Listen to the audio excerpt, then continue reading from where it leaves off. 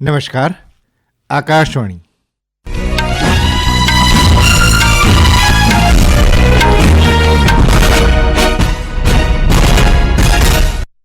સમાચાર જયેશ વેગડા વાંચે છે.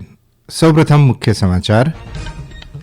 પ્રધાનમંત્રી નરેન્દ્ર મોદીએ દેશના વિકાસમાં મધ્યમ વર્ગની ભૂમિકાની પ્રશંસા કરી. એસોચેમે રિઝર્વ બેંક તેના બેન્ચમાર્ક રેપો રેટમાં લગભગ 50 બેસિસ પોઇન્ટનો ઘટાડો કરી શકે તેવી સંભાવના દર્શાવી. પાકિસ્તાનના સિંધ પ્રાંતના હિન્દુ શ્રદ્ધાળુઓના એક જૂથે ગઈકાલે પ્રયાગરાજમાં ત્રિવેણી સંગમમાં પવિત્ર ડૂબકી લગાવી. દિલ્હી વિધાનસભા ચૂંટણી માટે આવતીકાલે મતગણતરી યોજાશે.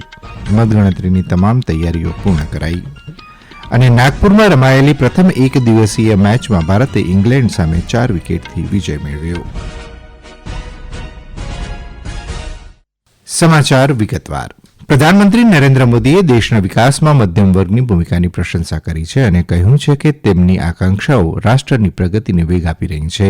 ગઈકાલે રાજ્યસભામાં રાષ્ટ્રપતિના અભિભાષણ પર આભાર પ્રસ્તાવ પર ચર્ચાનો જવાબ આપતા પ્રધાનમંત્રીએ મધ્યમ વર્ગની આર્થિક રીતે સદ્ધર કરીને તેમને સશક્ત બનાવવાના સરકારના નિર્ણય પર પ્રકાશ પાડ્યો હતો.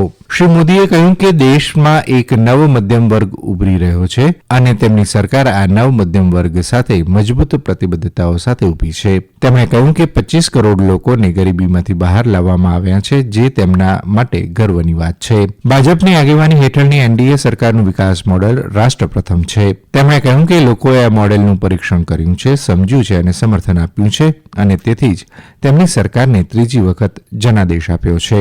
પ્રધાનમંત્રીએ એ વાત પર ભાર મૂક્યો કે તેમની સરકારે અનુસૂચિત જાતિ અને અનુસૂચિત જનજાતિ સમુદાયના હિતોના રક્ષણ માટે કાયદાઓને મજબૂત બનાવ્યા છે. શ્રી મોદીએ દિવ્યાંગજનોના કલ્યાણ માટે સરકારના પ્રયાસો વિશે પણ વાત કરી હતી. પ્રધાનમંત્રીએ કોંગ્રેસ પર આકરા આક્ષેપો પણ કર્યા હતા. પ્રધાનમંત્રીએ પોતાના સમાપન ભાષણમાં કહ્યું કે રાષ્ટ્રપતિના ભાષણમાં દેશની સિદ્ધિઓ, ભારત પાસેની વિશ્વની અપેક્ષાઓ, દેશના સામાન્ય માણસના આત્મવિશ્વાસ અને વિકાસ ભારતના સંકલ્પ વિશે વિગતવાર વર્ણવ્યું હતું.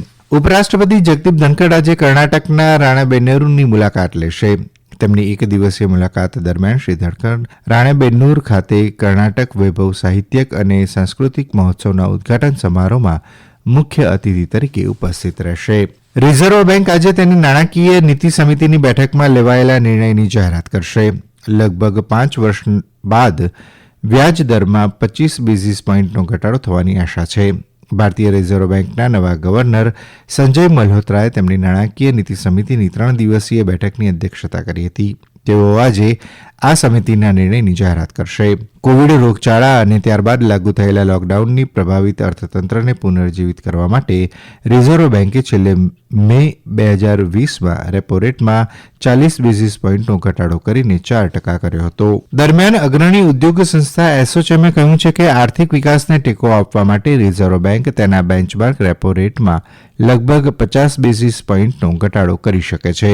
કોવિડ રોગચાળા પછી ઉદ્ભવેલા આર્થિક સંકટોનો સામનો કરવા માટે રિઝર્વ બેંકે મે 2020માં રેપો રેટમાં 40 બેઝિસ પોઇન્ટનો ઘટાડો કરીને 4% કર્યો હતો.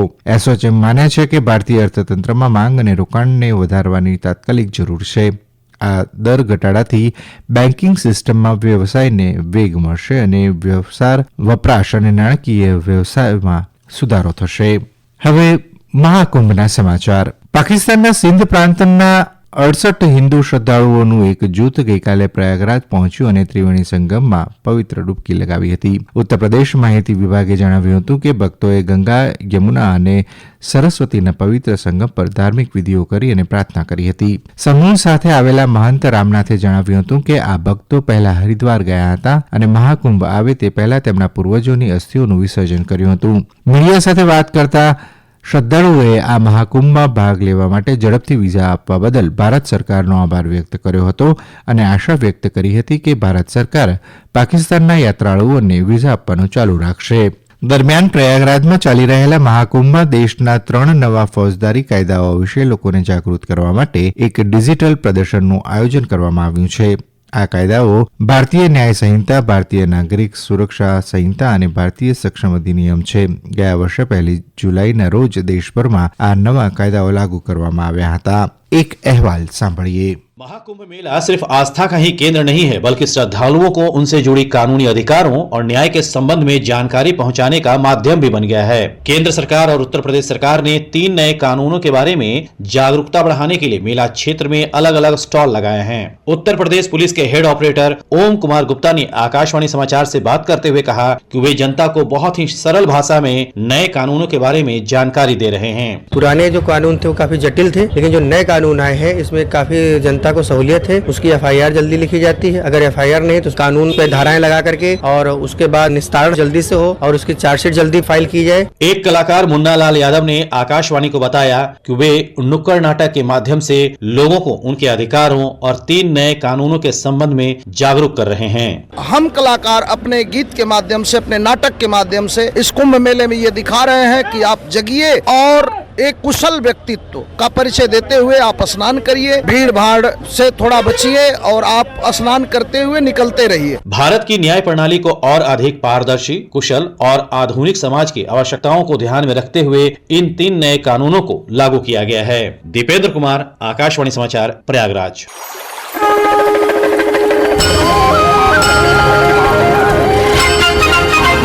દરમિયાન ગુજરાતના મુખ્યમંત્રી ભૂપેન્દ્ર પટેલ આજે પ્રયાગરાજમાં ચાલી રહેલા મહાકુંભમાં પવિત્ર સ્નાન કરશે. શ્રી પટેલ આજે બપોરે 12:30 વાગે ત્રિવેણી સંગમમાં પવિત્ર સ્નાન કરશે. આ પૂર્વે તેઓ 9:30 વાગે પ્રયાગરાજમાં બડે હનુમાનજી મંદિરના દર્શન પૂજન કરશે. તેઓ ગુજરાત સરકારના પ્રવાસન વિભાગ દ્વારા પ્રયાગરાજમાં ઊભા કરવામાં આવેલા ગુજરાત પેવેલિયનની મુલાકાત લેશે અને સાંજે ગાંધીનગર પરત ફરશે. આ સમાચાર આપ આકાશવાણી પરથી સાંભળી રહ્યા છો. આ સમાચાર આપ અમારી YouTube channel AIR news Gujarat પર પણ સાંભળી શકશો. વધુ સમાચાર માટે અમારી વેબસાઇટ newsonair.gov.in/ગુજરાતી અને અમારા એક્સ હેન્ડલ AIR_news_ABAD ને ફોલો કરશો. દિલ્હી વિધાનસભા ચૂંટણી માટે આવતીકાલે યોજાનારી મતગણતરી માટે તમામ તૈયારીઓ પૂર્ણ થઈ ગઈ છે. દિલ્હીના મુખ્ય ચૂંટણી અધિકારી R. એલિસવાઝે ગઈકાલે જણાવ્યું હતું કે 70 વિધાનસભા મતવિસ્તારના ફોર્મ 17C સહિત ચૂંટણી દસ્તાવેજોની ચકાસણી પૂર્ણ થઈ ગઈ છે. શ્રીમતી વાજે જણાવ્યું હતું કે ગણતરીના કાર્ય માટે ગણતરી સુપરવાઇઝર, ગણતરી સહાયકો, સૂક્ષ્મ નિરીક્ષકો, ડેટા કર્મચારીઓ અને અન્ય સ્ટાફ સહિત 12,000 કર્મચારીઓને તૈનાત કરવામાં આવ્યા છે. મતગણતરી માટે દિલ્હીના 11 જિલ્લાઓમાં 19 કેન્દ્રો બનાવવામાં આવ્યા છે.